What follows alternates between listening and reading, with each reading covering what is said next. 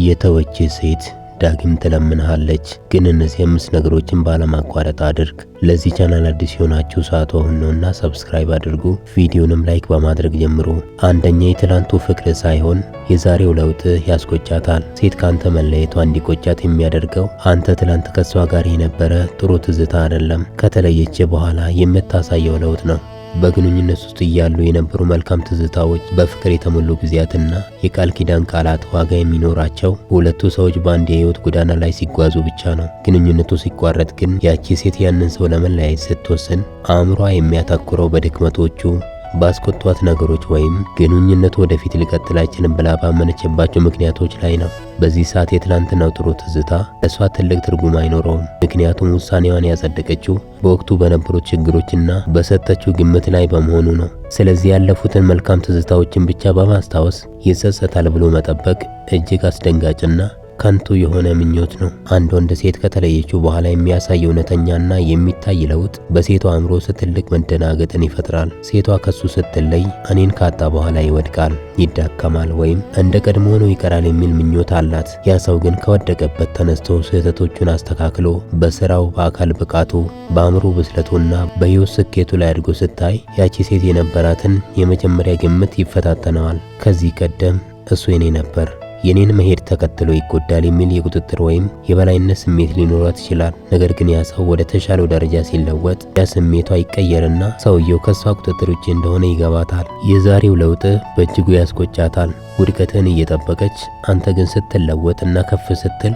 በእጅጉ ትቆጫለች። አንተ ወደፊት የገሰገስክበትን የተሻለ ቦታ የደረስክበትንና አሁን ያለውን ጠንካራ ስብዕና ስትመለከት ይህንን ሰው በስህተት ነው ያጣሁት፣ ከኔ ጋር እያለ ለምን እንዲሆን አልረዳሁትም ነበር፣ ለምን ተለየሁት የሚል ጥያቄ ለራሷ ማንሳት ትጀምራለች።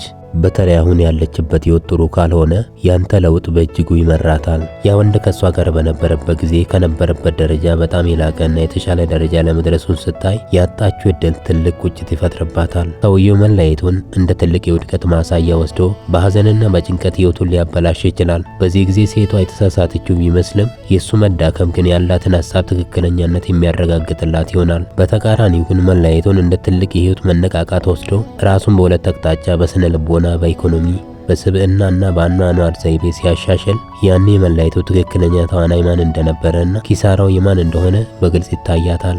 ሁለተኛ፣ ውድቀትን እየጠበቀች ነው። እኔን በማጣቱ ይዋረዳል፣ በሐዘን ጊዜውን ያጠፋል፣ አይሳካለትም፣ የተሻለ ቦታ አይደርስም፣ በእኔ ምክንያት ልቡ ተሰብሮ ይቀራል፣ ሌላ የተሻለ ሴት አያገኝም ብላ ታስባለች። አንተ በዚህ ሐሳቧ ትስማማለህ? ከተስማማ እሷ ስላንተ ያሰበችው ነገር ልክ ነበር ማለት ነው።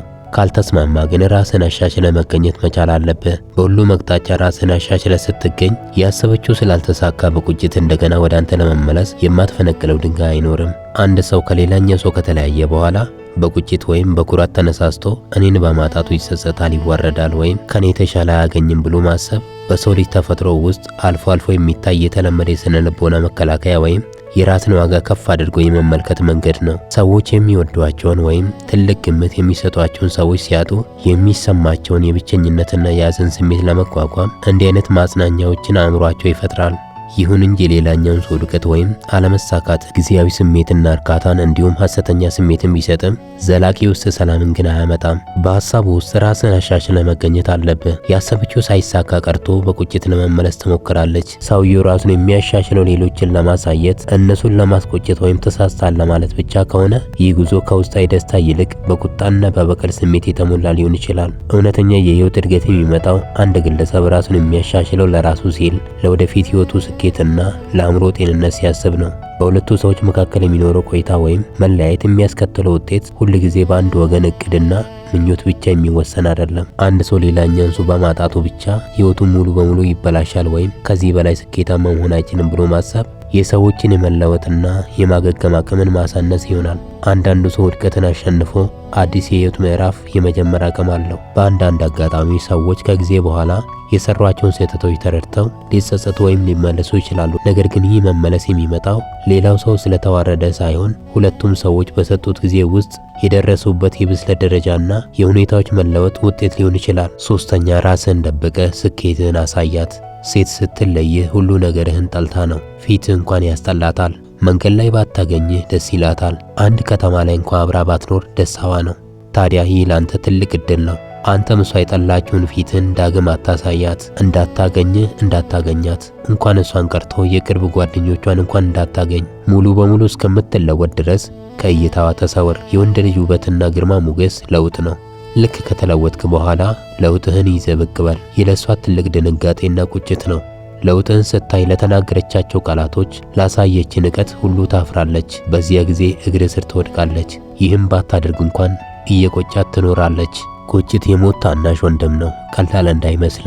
ሴት ልጅ አንተን ስትለይ የምታሳየው ንቀት፣ የጥላቻ ስሜት ቀላል አይደለም። ፊትን ማየት ራሱ እንደማትፈልግ፣ መንገድ ላይ ባታገኝ መልካም እንደሆነ። ይህ ሁኔታ ለአንድ ወንድ ከባድ የስነ ልቦና ጉዳት ቢመስልም ነገር ግን በሕይወቱ ውስጥ እጅግ ትልቁና የጠነከረ የመቀየሪያ እድል ነው። ስትለይ ፈጽሞ ልትከተላት፣ ልትለምናት፣ ልታባብላት ወይም በዙሪያው ልትገኝ አይገባም። እንኳን እሷን ቀርቶ የቅርብ ጓደኞቿ እንኳን የት እንዳሉ፣ አንተም የት እንዳለ ማወቅ የለባቸው። ምን እየሰራ እንደሆነ፣ ህይወት ምን ይመስላል የሚለውን አንዳች ፍንጭ ማግኘት የለባቸውም። ከቤተሰቧ ከጓደኞቿና ግንኙነታችሁን ከሚያውቁ ሰዎች ሁሉ ተሰወር። ይህ ፍጹም ዝምታና አለመኖር በእሷ አእምሮ ውስጥ ትልቅ የባዶነትና የመረበሽ ስሜትን ይፈጥራል። ፈልጋ ስታጣ አሁን የት ደርሶ ይሆን? ምን እያደረገ ነው የሚለው ጥያቄ ያሳስባታል።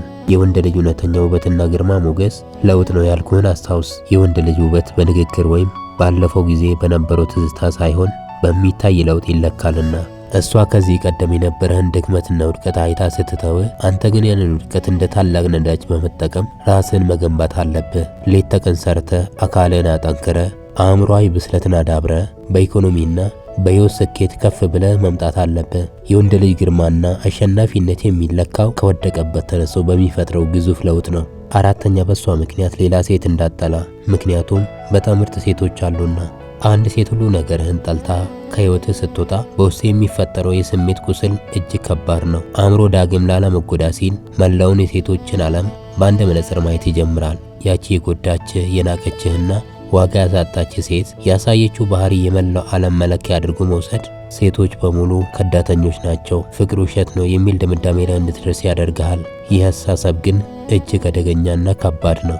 ምክንያቱም ያቺ አንዲት ሴት የራሷ የሆነ ውስንነት፣ የባህሪ ድክመትና የተሳሳተ አመለካከት ኖሯት ሊሆን ይችላል። ያንን ጥፋት ግን በሌሎች ንጹሃንና ምርጥ ሰዎች ላይ ማላከክ ትልቁ ስህተት ነው። ዓለም ላይ በጣም ብዙ ምርጥ ሴቶች አሉ። ከማንኛውም ግምት በላይ የሆኑ ልባቸው ንጹህ፣ ሰው አክባሪ፣ የትኛውንም የህይወት ውጣ ውረድ አብረው መጋፈጥ የሚችሉ እጅግ ምርጥና የላቀ ስብዕና ያላቸው ሴቶች ሞልተዋል። የሰው ልጆች ጣቶች ሁሉ አንድ እንዳልሆኑ ሁሉ ስብዕናቸውም አመለካከታቸውና ፍቅራቸውም የተለያየ ነው። አንዱ ሰው ባሳየ መጥፎ ባህሪ ምክንያት ሌላውን ሰው በጥርጣሬ ማየት ትክክለኛውንና እውነተኛውን ፍቅር በራስ እጅ ማራቅ ይሆናል። እውነተኛው ወንድነት የሚለካው ስትጎዳ ጠንካራ በመሆን ብቻ ሳይሆን ያንን ጉዳት እንደ ቋሚ ሐዘንና ጥላቻ ይዞ ባለመቀመጥ ጭምር ነው። አምስተኛውና ዋናው ነገር ከሷ ጋር የነበረህን ስሜታዊ ግንኙነቶችን አታስብ። ለምሳሌ አብራችሁ እያላችሁ የነበራችሁን የአንድነት ጊዜ፣ የወሲብ ግንኙነት፣ ጥሩ ትዝታዎችን እንዳታስብ። ይሄ ጥሩነቱ ላንተ እንጂ ለሷ እንደ ኃጢአትና እንደ ቁጭት ነው። ያለፈውን ግንኙነት ማስታወስ፣ በተለይም የጠበቀ ቅርርብ የነበረባቸውን ጊዜያቶችና የፍቅር ትዝታዎችን ወደ አእምሮ ማምጣት ራስን በሰይፍ እንደ መቁረጥ ነው። አንተ እነዚያ ጊዜያት እንደ መልካም ትዝታ፣ ልብን በሚነካ ናፍቆት ወይም እንደ ውድ ጊዜ ልታየው ትችላለህ። ነገር ግን ይሄ ለሷ እንደ ኃጢአትና እንደ ቆሻሻ ነገር የሚታይና ምንም አይነት የናፍቆት ስሜት የሌለው ነው። ይልቅስ ያለፋችሁበት የጠበቀ ጊዜና የወሲብ ግንኙነት ጭምር ዛሬ ለሷ እንደ ከባድ ኃጢአት፣ እንደ ጸጸትና እንደ አጸያፊ ስሜት የሚታይ ሊሆን ይችላል። አንድ ግንኙነት ሲበላሽና ጥላቻ ሲነግስ የትዝታዎች ትርጉም በሁለቱም ወገኖች ዘንድ ፍጹም ተቃራኒ ቅርጽን ይይዛል። አንተ በናፍቆት የምታስታውሳቸውን የፍቅር ጊዜያት፣ አብራችሁ ያሳለፋችኋቸውን የቅርበት ሰዓታት እሷ ስታሰባቸው እንደ ትልቅ ስህተትና ንስሐ መግባት የሚገባ ጉዳይ አድርጋ ታያቸዋለች።